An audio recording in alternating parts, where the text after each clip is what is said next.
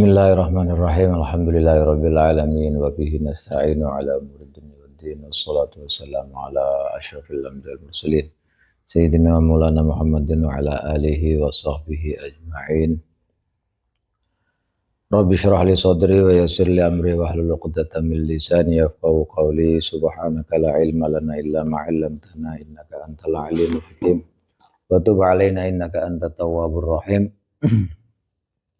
Amma ba'du faqala al-Imam Suyuti fi kitabihi Lubabil Hadis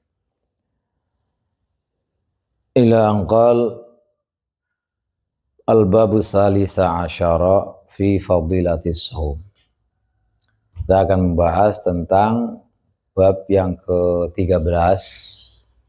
Bab pertama sampai 13 sudah selesai, sekarang sampai pada bab yang ke-13 menjelaskan tentang keutamaan berpuasa. Apakah itu berpuasa wajib atau puasa sunnah? Nanti ada beberapa hadis yang disebutkan oleh Imam As-Suyuti dalam kitabnya ini. Keutamaan puasa. Puasa itu menurut Allah Subhanahu wa Ta'ala, karena banyak hadis dalam menjelaskan tentang puasa itu adalah hadis qudsi. Hadis qudsi itu hadis yang diturunkan oleh Allah Subhanahu wa Ta'ala, tidak melalui perantara malaikat Jibril, tidak melalui Rasulullah Shallallahu Alaihi Wasallam, tetapi hadis yang langsung dari Allah Subhanahu wa Ta'ala. Ini kalau diaplikasikan pada kehidupan kita sekarang ini, ya ada seorang mendapatkan ilham misalnya. Tapi ilham itu ilham yang langsung dari Allah.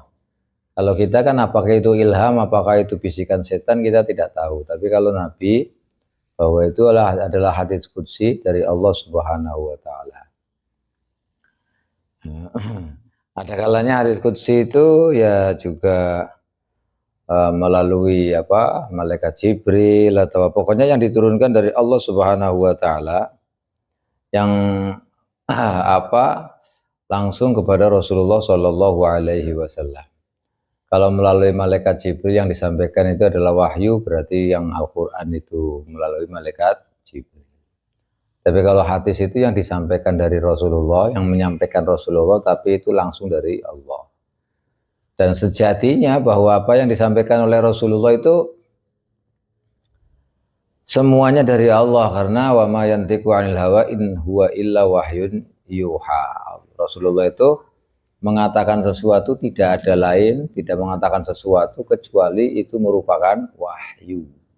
Jadi yang dikatakan oleh Rasulullah itu wahyu. Baik itu wahyu yang langsung dari Allah atau wahyu yang melalui malaikat Jibril. Maka kedudukan hadis qudsi ini hadis yang istimewa sekali. Dan khusus untuk masalah puasa ini adalah riwayat dari hadis qudsi. Seperti yang diriwayatkan oleh Imam At-Tabrani. Yaitu qala Nabi sallallahu alaihi wasallam. Dawuh sinten Kanjeng Nabi Muhammad sallallahu alaihi wasallam. Dawuh ngeten qala. Jadi Rasulullah menceritakan dari Allah langsung. Qala ngendika sapa Allah Ta'ala. Ngendikane ngeten as-saumu li wa ana adzibih. Kata Rasulullah menceritakan dari apa yang disampaikan oleh Allah langsung. Ini jangan kemudian kita tasawur atau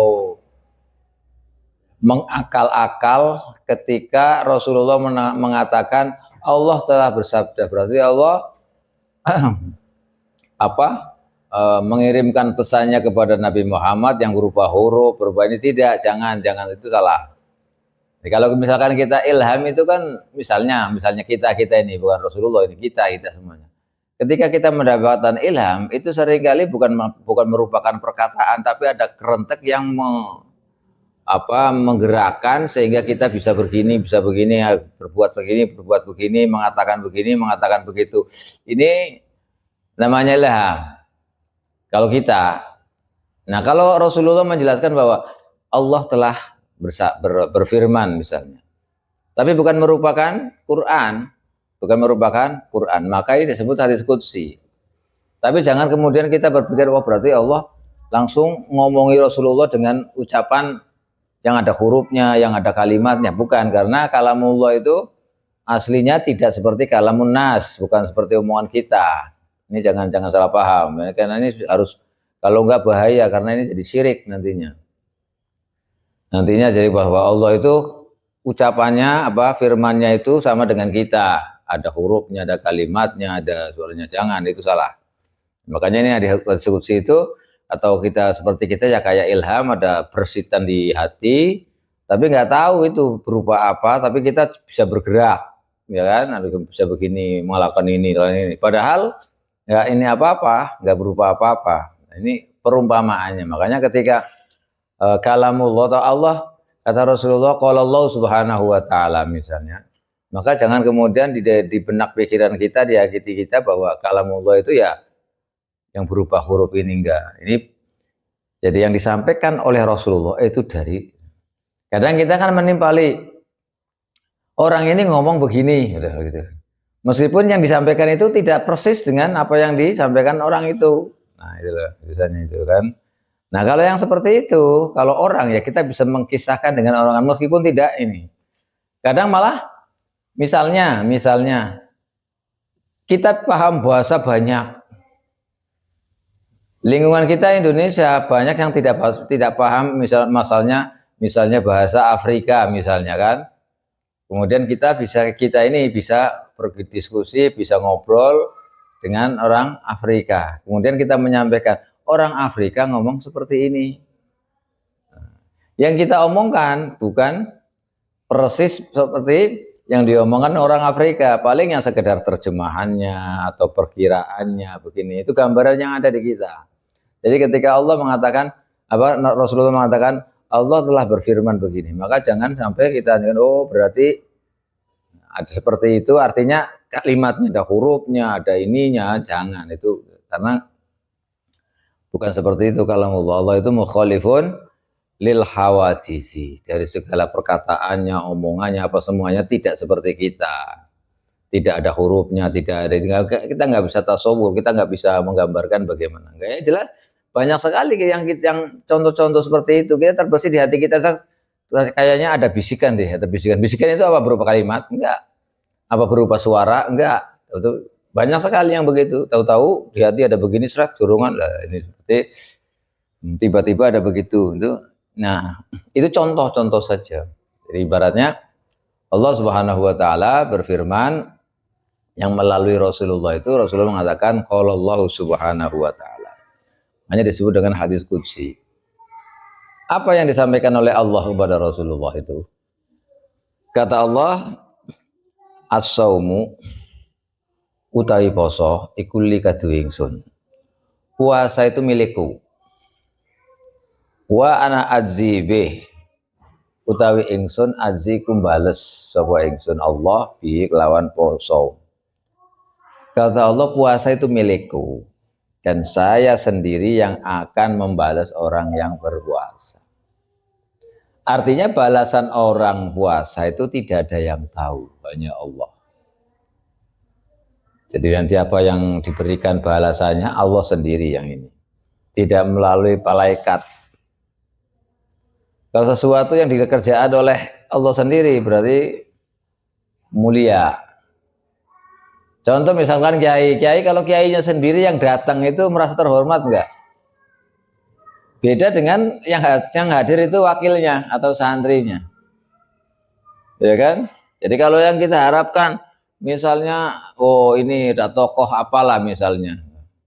Yang kita harapkan ya tokoh itu datang, kita merasa terhormat, kita senang sekali ini. Berarti ini ada perhatian dari si tokoh itu. Tapi kalau yang datang wakilnya atau santrinya atau siapanya lah gantinya misalnya, nilainya kurang, berarti kurang. Nah, ini puasa itu sama seperti itu, kaya seperti itu tuh. Jadi puasa itu milikku kata Allah, aku sendiri yang membalasnya. Berarti nilai puasa itu suatu ibadah yang utama sekali.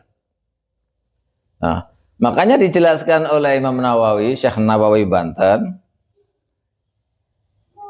an-nasawm, an-nasyam ahabbul ibadah. Bahkan ini bukan ini riwayat Imam Tabrani.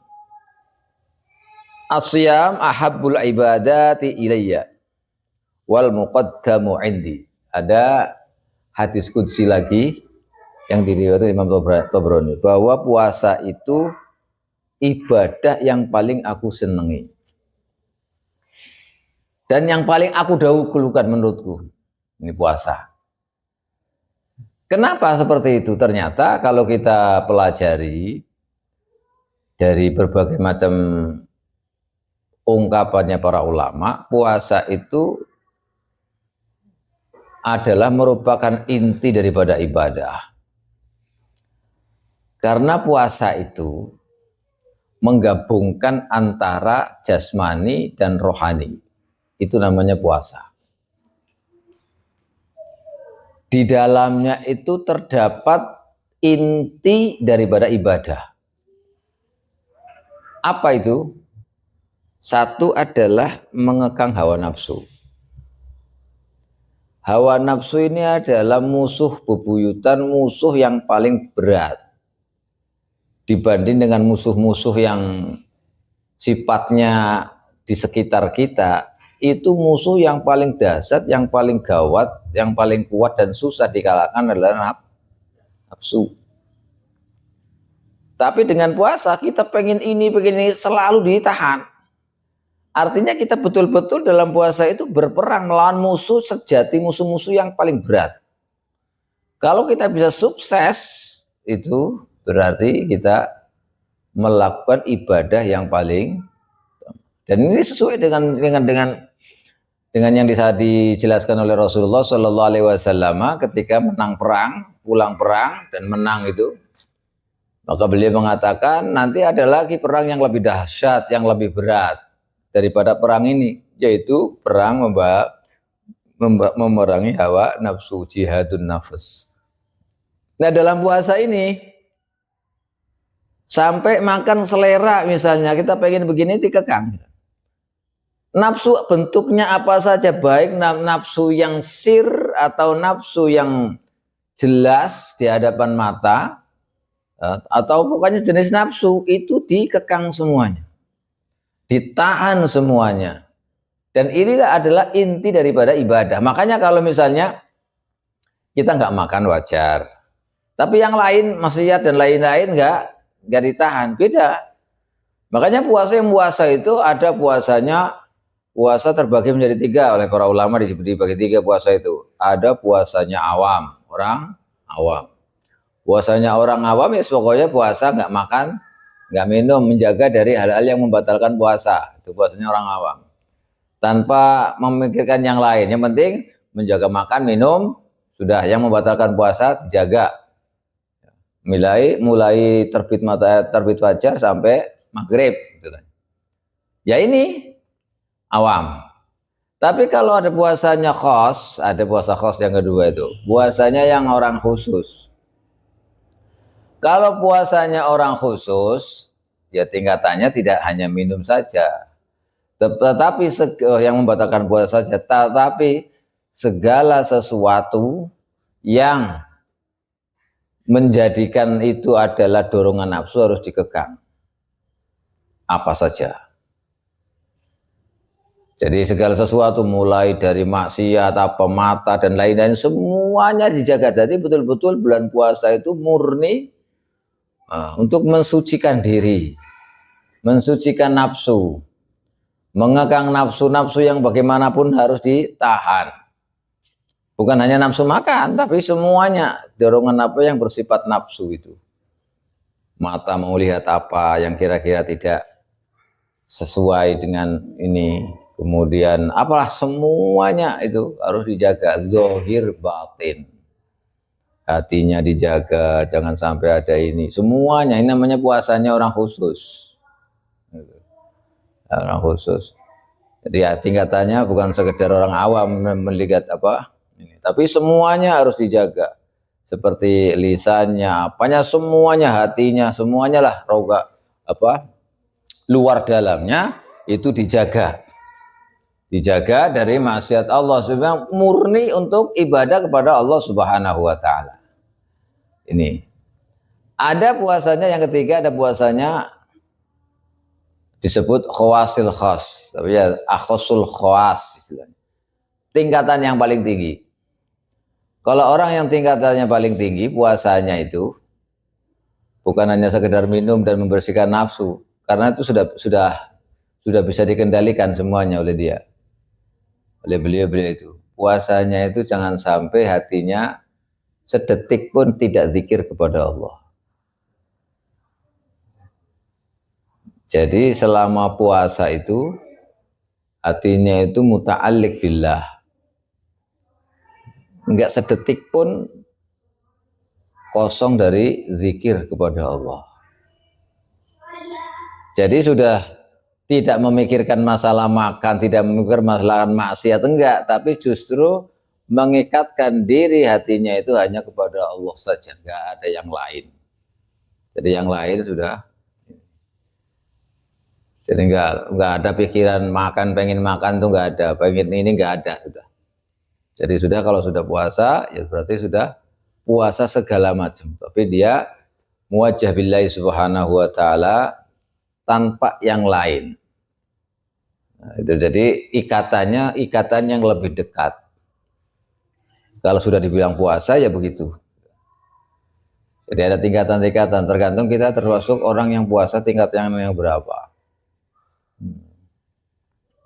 Tapi minimal tidak. Nabi menggambarkan kalau kita tidak bisa menjadi akhasil khawas misalnya, atau tidak bisa menjadi orang yang khusus, paling tidak kita menjaga dari 5 macam ketika berpuasa. 5 macam harus dijaga.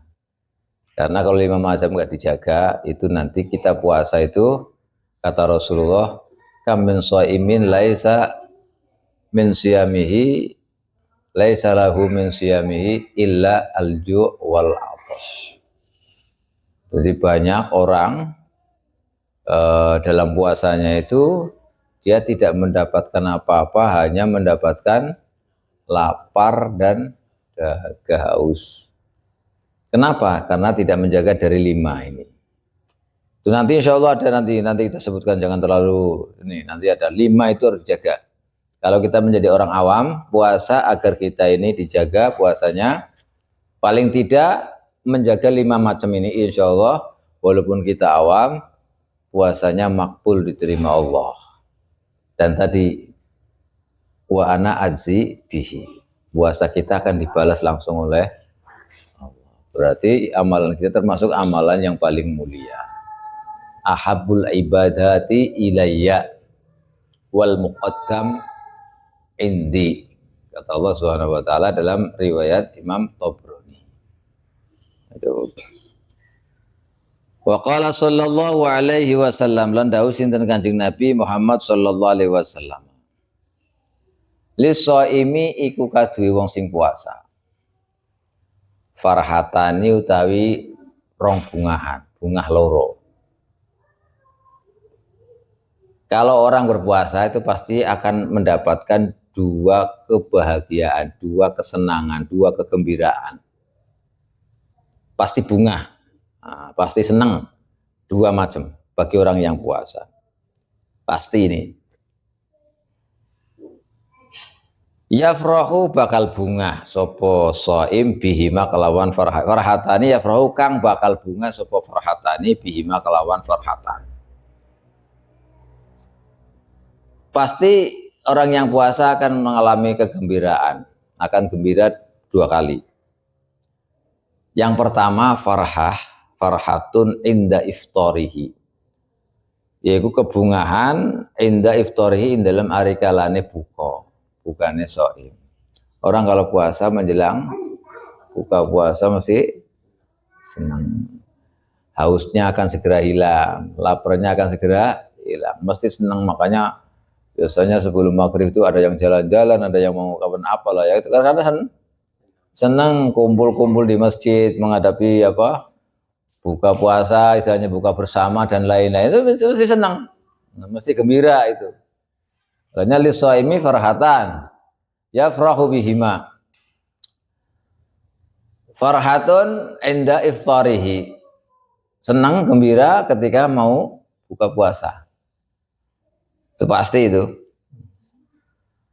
Yang sudah nahan dari pagi, udah ditahan-tahan sampai menjelang maghrib itu, kolak kata bapak, es itu yang enak-enak itu disediain, sudah di, gak senang sekali mau pasti itu. Wa farhatun inda liqa'i rabbih. Yang nomor loro farhah, bunga inda liqa'i rabbih, dalam hari kalane ketemu pengirane shaim. Keceriaan, kegembiraan yang kedua adalah orang yang puasa nanti ketika bertemu dengan Allah, dengan Tuhannya, bertemu dengan Allah Subhanahu wa ta'ala. Masya Allah. Nah ini karena nanti dia yaumil qiyamah. Jadi orang puasa tadi kan ada dua kegembiraan. Kegembiraan yang pertama ketika mau buka puasa. Kegembiraan yang kedua nanti ketika mau bertemu dengan Allah Subhanahu wa ta'ala. Ini karena di yaumil qiyamah nanti di surga orang mukmin itu akan bertemu dengan Allah. Pertemunya jangan kita bayangkan, oh berarti kita berhadapan begitu. Jangan, begitu itu salah. Karena Allah tidak bertempat. Tidak bertempat. Bukan berarti kita berhadapan, kita bisa lihat langsung dengan mata kita. Enggak. Itu jangan itu. Salah, ini akidah penting. Jangan kita diukur dengan otak kita. Allah, kita akan melihat Allah di sorga. Oh berarti kita melihat dengan kepala kita, dengan mata kita. Kita dengan wujud kita. Berarti ada di hadapan kita. Bukan dengan itu. Ini hanya gambaran. Ketika kita bertemu dengan Allah itu gimana? Jangan dimisalkan atau direkayasa dengan otak kita, hati kita seperti ini. Jangan, karena otak kita nggak bisa menjangkau. Karena otak itu bisa menjangkau sesuatu yang bisa dilihat. Tapi kalau yang tidak bisa dilihat, otak itu nggak bisa menjangkau. Misalnya kita di atas ini nih, kita pernah lihat di atas ini nih, atap ini. Nggak pernah lihat. Apa yang ada di benak otak kita di sini? Nggak tahu. Apa yang di atas ini? Paling kita memperkirakan, oh di atas ini ada genteng, ada tikus, ada kayu misalnya. Kenapa? Karena disamakan kita pernah lihat yang lain, dikiaskan gitu. Tapi kalau misalkan kita belum pernah tahu sama sekali, kita nggak tahu. Dan otak kita, hati kita nggak bisa membayangkan bagaimana, itu nggak bisa. Makanya otak itu terbatas sekali, nggak bisa diandalkan otak itu. Ini apa perbedaan antara akidah ahli sunnati wal jamaah dan selain akidah wal jamaah seperti Mu'tazilah. Jadi otak itu nggak bisa diandalkan 100%. Soalnya otak itu bisa mencerna kalau yang bisa dilihat atau bisa dirasa lah, istilahnya bisa dicerna dengan panca indera. Kalau yang tidak bisa dilihat panca indera ya nggak bisa. Coba setan, misalnya, bentuknya setan kayak apa? Kita nggak tahu aslinya itu setan itu bagaimana maksud bentuknya. Gak usah itulah angin sudah, nggak usah jauh-jauh setan. Angin sudah angin. Bentuknya angin itu kayak apa? Ayo. Kita menghayalnya di otak itu gimana? Bentuknya angin. Nggak bisa kan? Kenapa? Karena nggak bisa dilihat. Akhirnya kita nggak bisa membayangkan lah, jangan seperti itu. Nah Allah Subhanahu wa ta'ala tidak bisa dibayangkan dengan otak, dibayangkan nggak bisa. Kenapa? Karena nggak bisa dilihat oleh mata indera ini loh maksudnya. Makanya jangan dihayalkan begini-begini. Kalau di surga nanti kita bertemu dengan Allah, bisa melihat Allah. Jangan kemudian melihat aja dengan mata, jangan, ini salah. Salah. Akidah Ahlussunnah wal Jamaah tidak seperti itu. Terus bagaimana? Ya itu Allah yang maha tahu, kita nggak tahu. Dan contoh sederhana, kita mimpi misalnya, kita dalam mimpi misalnya, contoh dalam mimpi. Kita melihat orang-orang apa, kita melihat dengan ini, mata kepala kita mimpi loh, dalam mimpi.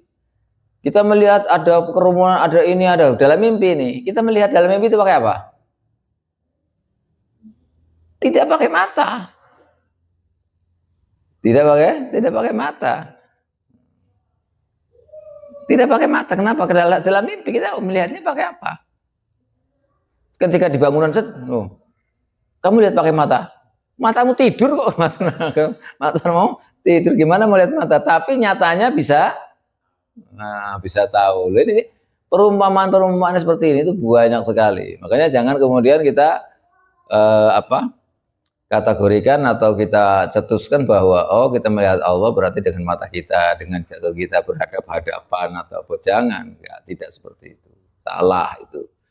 Jangan diolah di otak itu, karena otak itu nggak bisa mencerna. Otak itu kalau belum pernah melihat itu nggak bisa menemukan, itu nggak bisa. Nah, ini dalam air itu apa? Ada ikan kan? Ada ikan. Ikan apa? Nggak tahu. Paling-paling akan itu perkiraan. Kenapa? Karena disamakan dengan yang ada di sana. Karena gitu itu modelnya. Jadi mata itu hanya begitu. Jadi otak itu nggak bisa diandalkan. Apalagi yang di luar dunia ini, di luar jangkauan dunia misalnya, nggak bisa ini. Nah ini,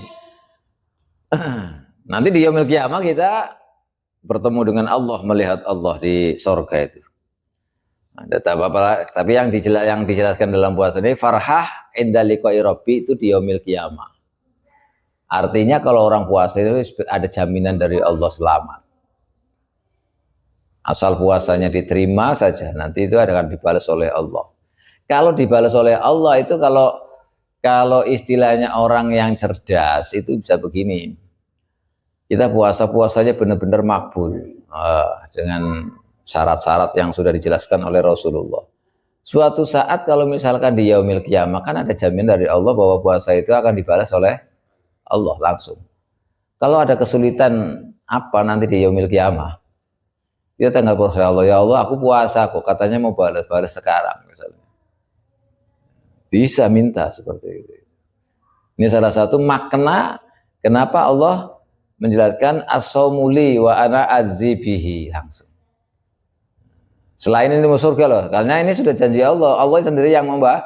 Ketika di yaumil qiyamah kita membutuhkan pertolongan misalnya, ya kita sebut saja, ya Allah, saya pernah puasa, engkau pernah berjanji melalui Rasulmu bahwa puasa adalah milikmu, milik engkau, dan engkau akan membalasnya langsung sendiri. Maka saya butuh pertolongan segini, ya balasan puasalah sekarang misalnya.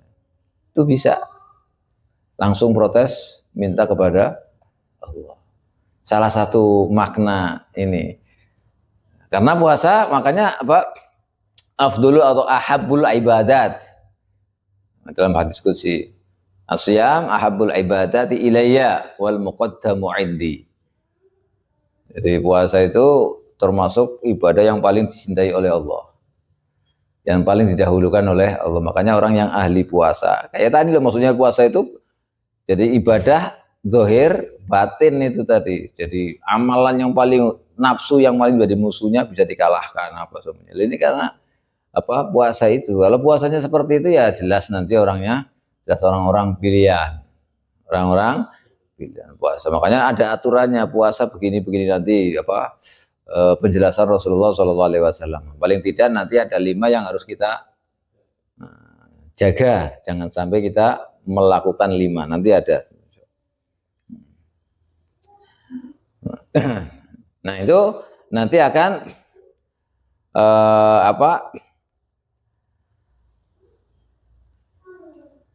di yaumil qiyamah akan bertemu dengan Rasulullah, akan bertemu dengan Allah Subhanahu wa taala. Ini ada hadis lagi, hadis yang diriwayatkan atau yang disampaikan oleh Wahab bin Munabbih. Laisa lil mu'min rohatun duna liqa'i rabbih. Nanti di yaumil qiyamah kalau ada orang mukmin itu kalau enggak ketemu dengan Allah itu akan merasa gelisah. Karena di akhirat itu nikmat yang paling agung nantinya itu, bukan surga. Nikmat yang paling besar, paling agung itu adalah melihat Allah. Itu paling agung. Selain kumpul dengan Rasulullah, bertemu dengan Rasulullah itu juga agung, tetapi puncak dari segalanya adalah melihat Allah. Bertemu dengan Allah. Itu akan terasa paling nikmat pol, pokoknya paling tingkatan paling tinggi, paling pol. Bertemu dengan Rasulullah, berkumpul dengan Rasulullah itu juga nikmat yang paling agung. Tapi nanti kalau di sorga, puncak nikmat sorga itu adalah melihat Allah. Makanya ketika orang surga masuk di surga, semuanya dapat kenikmatan semuanya. Kemudian disampaikan kepada mereka, apakah kalian rela ditempatkan di surga dan memperoleh apa yang kau kerjakan ketika di dunia? Mereka menjawab, iya. Apakah ada yang kau inginkan? Enggak, ya Allah, kita sudah cukup sekali nih, sudah nikmat semuanya, ada apa semuanya, sudah cukup sekali. Oh, kamu nggak ingin ada yang paling hebat, ada yang paling lebih ini, ada yang paling top istilahnya nikmat. Oh ya mau ya Allah, kata akhirnya apa? Nikmatnya yaitu Allah membuka hijabnya. Membuka hijabnya, membuka hijabnya, baru nanti penduduk surga itu akan melihat Allah. Dan mereka melihat Allah itu tidak ada yang rebutan, tidak ada yang ini, semuanya tenang, semuanya haji. Jadi nggak bisa digambarkan bagaimana, itulah puncak dari kenikmatan nanti di surga itu. Makanya kalau puasa itu milik Allah, wa ana adzibihi, ini cocok sekali. Dan memang Allah sendiri yang ini, karena proses dari segala macam ibadah adalah nafsu yang paling ini, yang paling berat dan selalu ini. Kalau setan itu masih mudah, karena dalam Al-Quran itu dijelaskan inna kaidah syaitani kana dha'ifa. Tipu daya setan itu sebenarnya itu lemah, nggak kuat setan itu. Kalau kita lawan setan pasti kalah, setan itu pasti kalah. Karena apa? Karena setan itu lemah aslinya, tipu dayanya itu lemah sekali. Tapi kalau nafsu susah. Soalnya kalau setan itu bisa pisah dari diri kita. Setan itu. Benar, setan itu bisa masuk melalui sesuai dengan aliran darah misalnya. Itu bisa setan. Ya jadi majrud dam istilahnya. Bisa berjalan di tempat mengalirnya darah. Bisa. Tetapi setan itu bukan dari bagian diri kita, bisa terpisah dari kita. Sehingga kalau kita bisa mengusir setan itu dengan mudah. Kita misalkan ada kotoran dibersihkan apa tuh bisa. Karena itu. Tapi kalau nafsu itu nggak mungkin pisah. Tidak bakal pisah dari diri kita. Makanya susah. Nempel nggak bisa dihilangin. Kalau nggak ada nafsu mati. Makanya ini susahnya. Jadi kita diciptakan oleh Allah dibekali dengan nafsu. Kalau nggak ada nafsu ya mati. Coba orang nggak pengen apa-apa coba. Ya. Nggak tahu apa, mati dia sudah nggak ini. Jadi adanya hidup itu diantaranya ya karena nafsunya itu. Makanya nafsu itu nggak bisa dipisahkan dengan diri kita, tetapi kita harus bisa mengatur nafsu itu. Gimana caranya? Oh saya pengen ini, udah tahan dulu, jangan ini. Oh aku pengen ini, jangan dulu ini, ya harus ditahan ini. Ditahan dulu bener apa enggaknya, kesukaan ini bagus apa enggak, ini begini gitu kan. Kadang-kadang justru kita senang sekali dengan sesuatu itu, justru itu malah bahaya bagi kita nggak tahu. Seperti anak kecil. Anak kecil sukanya apa? Es krim. Nah, misalnya. Wah, pokoknya kalau ada es krim pasti senang sekali. Di hadapan mata ada es krim, nggak dikasihkan, mesti nangis. Jadi nangis kenapa? Nafsunya berontak gitu. Nafsunya berontak. Dia nggak tahu kalau es krim itu berbahaya untuk dirinya, padahal dia senang sekali. Itu gambarannya. Makanya kita manusia yang sudah dewasa itu ya menghadapi nafsu seperti itu. Makanya harus ditahan. Ya, saya suka sekali ini. Jangan dituruti, kecuali sudah jelas bahwa itu tidak apa-apa. Menurut syariat Nabi Muhammad SAW. Menurut agama nggak apa-apa, berarti silahkan. Berarti dia melakukan itu, menuruti itu bukan karena nafsunya, tapi karena ada syariat yang membolehkan. Nah, ini yang seperti ini nih harus diperhatikan. Ini inti daripada puasa itu, supaya puasa kita betul-betul sebagai puasa yang ahabul ibadati ilallah. Wal muqaddamu indallah. Nah ini nanti insyaallah kita jelaskan masih banyak lagi hadis-hadis yang tentang puasa. Sampai di sini mudah-mudahan manfaat barokah difutuh oleh Allah Subhanahu wa taala. Amin ya rabbal alamin. Wallahu a'lam bishawab.